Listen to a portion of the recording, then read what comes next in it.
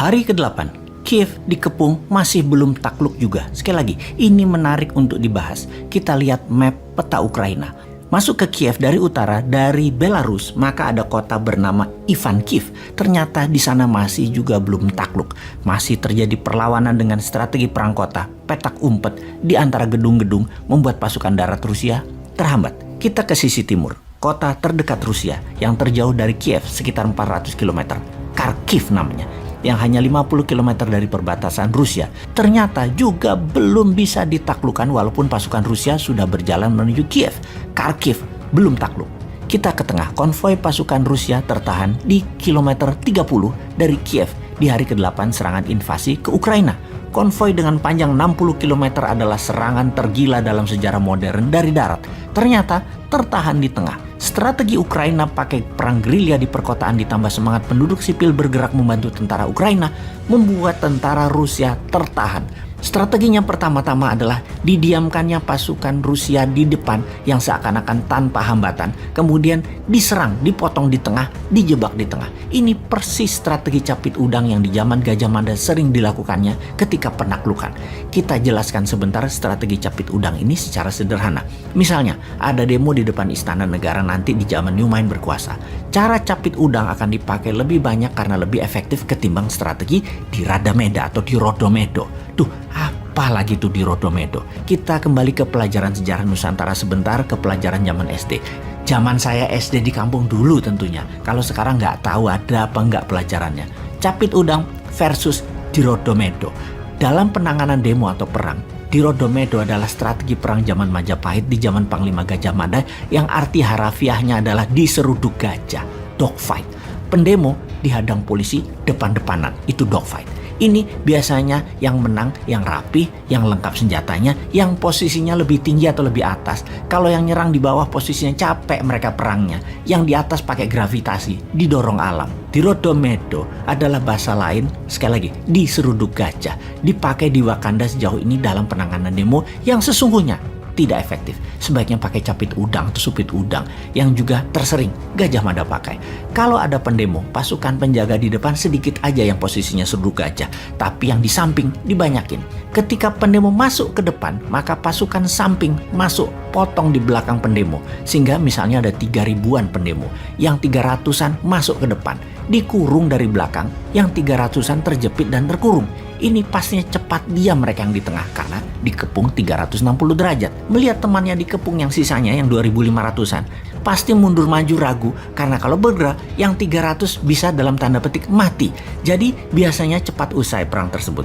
Kalau pendemo nanti yang 300-an itu reda, duduk mereka. Lalu kemudian masuklah bosman duduk sejajar. Mau apa kalian? Yuk ngobrol. Kurang uang buat modal usaha, ngomong dong, nggak usah galak-galak gini. Kita printing money tapi buat produksi ya, jangan buat import barang Tiongkok, ngerti ya? Sudah deh, selesai masalah. Oke, kita kembali ke invasi Rusia. Agaknya Ukraina memakai strategi capit udang ini. Dibiarkannya sebagian tentara Rusia masuk, lalu dicapit seperti saat ini. Tentara yang paling depan dijebak di tengah, yang di belakang, yang konvoi tidak bisa maju. Rakyat dengan senjata apa adanya seperti molotov koktail, pisau, barikade berlapis-lapis atau catenaccio bergerendel melakukan jepitan di mana-mana. Tinggal tentara Ukraina dengan snipernya tembak-tembakin tentara Rusia yang kejebak di tengah. Ukraina sudah menyebarkan ribuan senjata diberikan ke penduduk karena ada wajib militer di sana. Semua orang jadi bisa pegang senjata. Itulah strategi Newman juga nanti.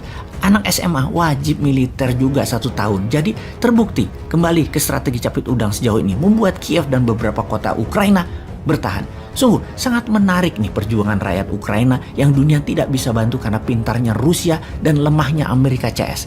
Yang jelas, Newman tidak netral atau abstain seperti Wakanda yang takut pada pengaruh Tiongkok. Kita, Newman, akan mengatakan pro rakyat tertindas, yaitu pro Ukraina, pro life, dan pro humanitarian. Semangat berjuang gallant people of Ukraine. Walau peluang kalian kecil di bawah serangan Rusia yang masif, namun hak hidup dan semangat nasionalisme kalian kami dukung dalam doa. Kalianlah pemenang sebenarnya.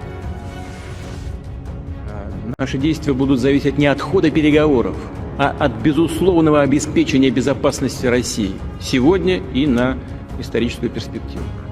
В этой связи мы ясно и четко дали понять, что дальнейшее движение НАТО на восток неприемлемо. Ну чего здесь непонятного? Мы что ли ставим ракеты рядом с границами Соединенных Штатов? Нет. Это же Соединенные Штаты своими ракетами пришли к нашему дому. На пороге нашего дома находятся уже. Ну разве это какое-то избыточное требование? Не ставить больше никаких ударных систем у нашего дома. Ну чего здесь необычного? Вот как американцы бы отнеслись, если мы бы взяли там на границе между Канадой и США или на границе Мексики и США поставили бы наши ракеты. А что, разве у Мексики и у США не было никогда территориальных вопросов? А Калифорния кому принадлежала раньше? А Техас? Подзабыли, что ли? Ну ладно, все затихло. Никто не вспоминает про это, так как вспоминают сегодня про Крым. Замечательно. Но и мы стараемся не вспоминать о том, как Украина-то складывалась. Кто ее создал-то? Ленин Владимир Ильич, когда создавал Советский Союз. Договор 22 года союзный и 24 год Конституции. Правда, после его смерти, но по его принципам создан. Значит, вопрос в безопасности. Но сейчас, бог с ней, с историей. Вопрос в обеспечении безопасности. Поэтому нам важен не ход переговоров, важен результат. Ну разве мы не знаем? Я же много раз уже об этом сказал. И вы наверняка знаете хорошо. Ни одного дюйма на восток, сказали нам в 90-е годы. Ну и чего? Надули. Просто нагло обманули. 5 волн расширения НАТО. И теперь уже, пожалуйста, в Румынии, сейчас в Польше появляются